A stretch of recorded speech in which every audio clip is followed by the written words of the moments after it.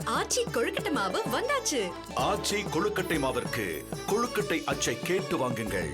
ஆடி மாதம் 3வது வெள்ளிக்கிழமை அஷ்டமி திதியை முன்னிட்டு காஞ்சிபுரம் காமாட்சி அம்மன் கோயிலில் தேமுதிக பொதுச் செயலாளர் பிரேமலதா விஜயகாந்த் குடும்பத்துடன் சாமி தரிசனம் செய்தார்.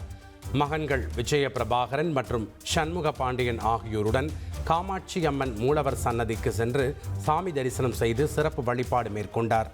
கோயிலுக்கு வந்த பக்தர்கள் பலரும் பிரேமலதாவுடன் புகைப்படம் எடுத்துக்கொண்டனர். தொடர்ந்து செய்தியாளர்களை சந்தித்த அவர் தற்போதைக்கு கூட்டணி என்ற பேச்சுக்கே இடம் கிடையாது என திட்டவட்டமாக தெரிவித்துள்ளார்.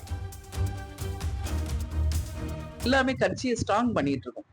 இப்போ எங்களுடைய போக்கஸ் அதுதான். அப்படியே போகும்போது மக்களையும் நாங்க சந்திக்க இருக்கிறோம். அதனால இப்பொழுதைக்கு கூட்டணி அப்படின்ற பேச்சுக்கு இடமே கிடையாதுங்க. இந்த ஒரு 7-8 மாசம் இருக்கு.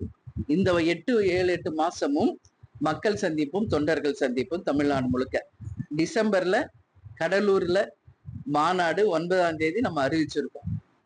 ஜனவரி 9 நம்ம மாநாடு அறிவிச்சிருக்கோம் கடலூர்ல.